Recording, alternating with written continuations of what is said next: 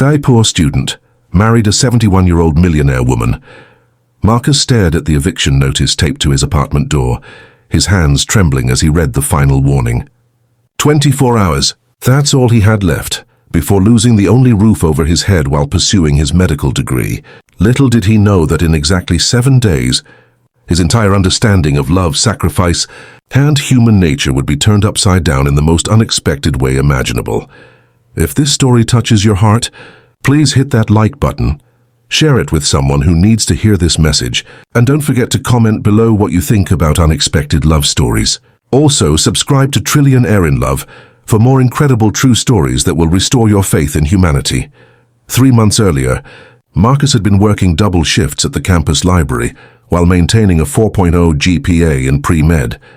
His parents had died in a car accident when he was 16, leaving him with nothing but determination and a burning desire to become a doctor.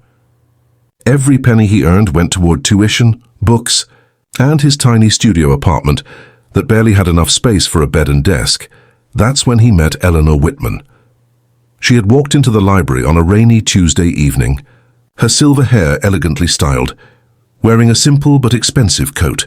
While other students barely looked up from their textbooks, Marcus noticed she seemed lost.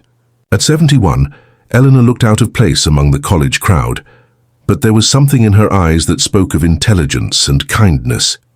"Excuse me," she had said softly, approaching his desk. "I'm looking for books on modern medicine.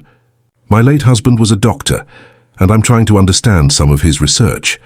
Marcus spent the next 2 hours helping her find resources, explaining complex medical concepts in simple terms.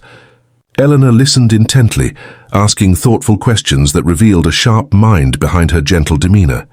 As the library prepared to close, she thanked him with genuine warmth. "You have a gift for teaching," she told him. "You'll make an excellent doctor someday." That someday felt impossibly far away as Marcus faced the eviction notice. He had already taken every loan available, worked every possible hour, and sold everything he owned except his medical textbooks. Pride had prevented him from asking for help, but desperation was quickly overriding his dignity.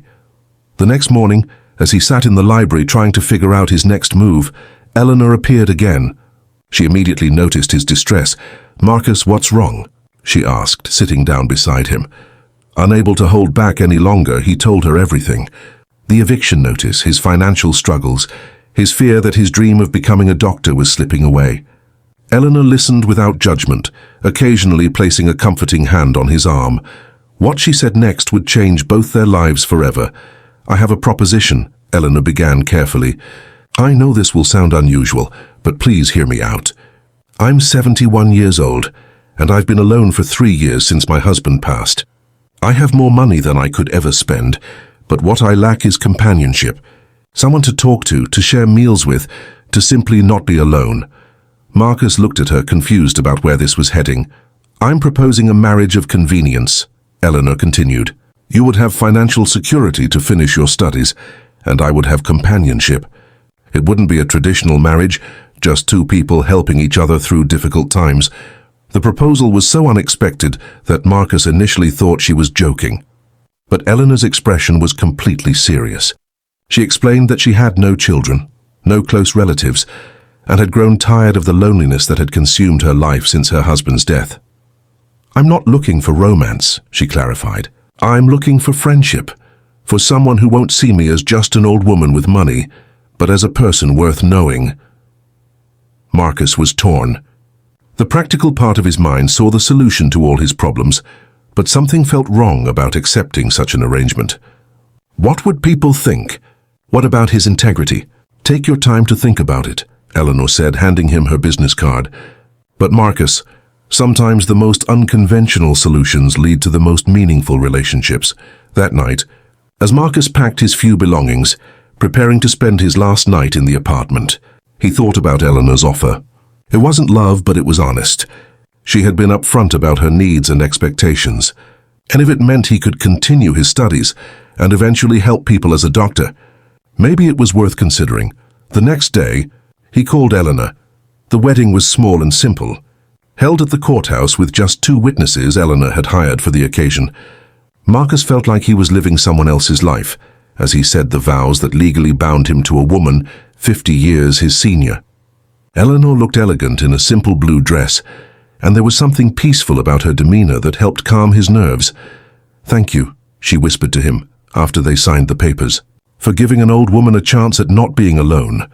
Marcus moved into Eleanor's mansion that same day, expecting to feel like an outsider in the grand house filled with expensive art and antiques. Instead, Eleanor immediately made him feel at home, showing him to a beautifully furnished bedroom and study where he could continue his research. "This house has been too quiet for too long," she said with a smile. "It needs young energy again." The first few days were awkward, as they both adjusted to their new living arrangement. Eleanor had a housekeeper who prepared meals, which they shared in the formal dining room. Their conversations were polite but reserved, both unsure of the boundaries in their unusual relationship. But on the seventh day, everything changed. Marcus had been studying late in the library when he heard a sound that made his blood run cold. It was coming from Eleanor's bedroom upstairs, a low, pained moaning that immediately triggered his medical training. He ran up the stairs 3 at a time and knocked on her door. "Eleanor, are you all right?" When there was no response, he carefully opened the door and found Eleanor collapsed on the floor beside her bed, conscious but clearly in distress. Her face was pale and she was clutching her chest. "I'm sorry," she whispered weakly. "I didn't want you to see me like this." Marcus immediately knelt beside her, his medical training taking over. As he checked her pulse and breathing, he noticed something that shook him to his core. The nightstand beside her bed was covered with prescription bottles, medications for stage 3 pancreatic cancer. "How long?" he asked gently, helping her sit up. 6 months, maybe less, Eleanor admitted, tears flowing down her cheeks. "I'm sorry I didn't tell you. I didn't want your pity, and I didn't want you to marry me out of sympathy." In that moment, everything became clear to Marcus. Eleanor hadn't just been lonely, she had been facing death alone. Her proposal wasn't just about companionship. It was about having someone who cared enough to be with her during the most difficult time of her life. "Why didn't you tell me?" Marcus asked, sitting on the floor beside her. "Because I wanted our friendship to be real," Eleanor replied. "I've had too many people in my life who only cared about my money or what they could get from me. When I met you in that library, you treated me like a person, not like a rich widow. I wanted to protect that, even if it meant being dishonest about my condition." Marcus helped Eleanor back into bed and spent the rest of the night researching her condition and medications. What he discovered broke his heart. She had been managing her illness alone for months, suffering through chemotherapy treatments without anyone to support her, facing her fears in solitude.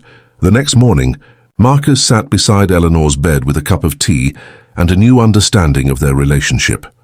"I want to take care of you," he said simply. "Not because I have to, not because of our arrangement, but because I want to. You gave me a chance when I had nothing, and now I want to give you something too. The knowledge that you won't face this alone." Eleanor's eyes filled with tears again, but this time they were tears of relief and gratitude. From that day forward, their relationship transformed into something neither of them had expected. Marcus accompanied Eleanor to her medical appointments, using his pre-med knowledge to ask the right questions and ensure she received the best care. Eleanor, in turn, shared stories of her life, her late husband, and her dreams that had been put on hold. They developed routines that brought joy to both their lives. Morning coffee together in the sunroom, where Eleanor would tell him about the flowers in her garden, and Marcus would share what he was learning in his classes. Evening walks around the estate when Eleanor felt strong enough, talking about everything from philosophy to their hopes for the future. Marcus discovered that Eleanor was not just wealthy, but brilliant. She had a doctorate in literature and had spent her younger years traveling the world, collecting not just art but experiences and wisdom. She became his mentor in ways he never expected, helping him understand not just the science of medicine, but the humanity of healing. "Being a doctor isn't just about treating diseases," Eleanor told him one evening as they sat by the fireplace. "It's about seeing the person behind the illness, understanding their fears, their hopes. You already have that gift, Marcus. That's why you stopped to help me in the library when everyone else just saw an old woman." The challenges they faced were more complex than just Eleanor's illness. People talked, of course. The age gap, the circumstances of their marriage, the assumption that Marcus was just a gold digger. Eleanor's lawyer even tried to convince her to reconsider, worried that Marcus was taking advantage of her vulnerability. But Eleanor stood firm. "Marcus has given me more in these past months than anyone has in years," she told her lawyer. "He's given me dignity, companionship, and the knowledge that someone genuinely cares about my well-being. If that's taking advantage, then I wish more people would take advantage of me in such a beautiful way." Marcus faced his own challenges at school. Some classmates whispered behind his back, making assumptions about his character and motivations, but his professors noticed the change in him, how his understanding of patient care had deepened, how his empathy had grown through his experience caring for Eleanor. As Eleanor's condition worsened, Marcus made a decision that surprised everyone, including himself. He decided to specialize in oncology, inspired by his experience caring for Eleanor and his desire to help other families facing similar struggles. "You're changing your specialty because of me," Eleanor observed one day.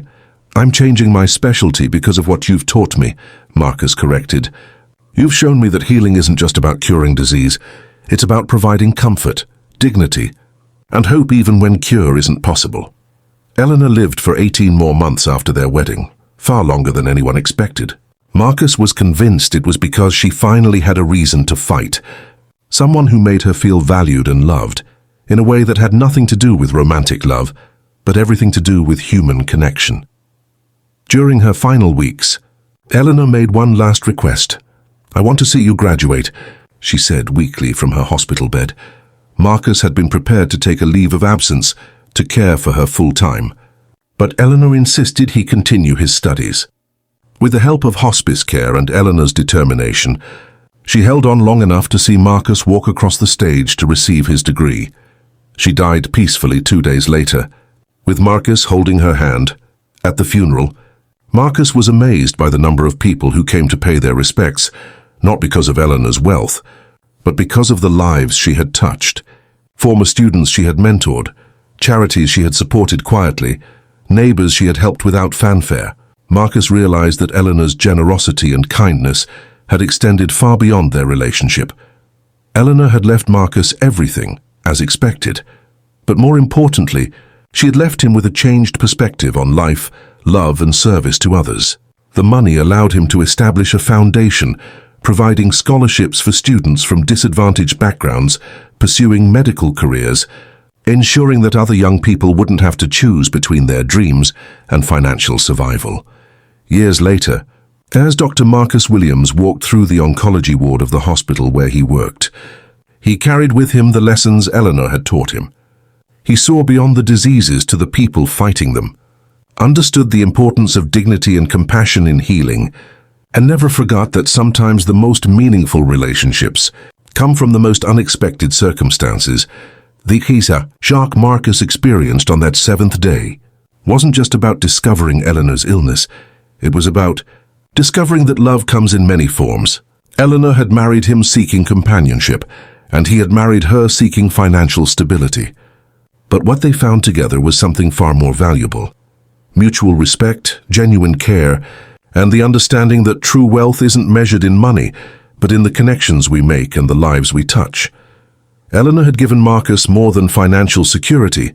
She had given him purpose, wisdom, and a deeper understanding of what it means to be human. And Marcus had given Eleanor what she needed most in her final months, not pity or obligation, but genuine friendship and the dignity of being seen as a whole person rather than just a dying woman. Their story challenges us to look beyond conventional expectations about relationships and recognize that love and care can flourish in the most unexpected circumstances. Sometimes the greatest gifts come from the most unusual packages, and the most meaningful connections are formed not through passion but through compassion.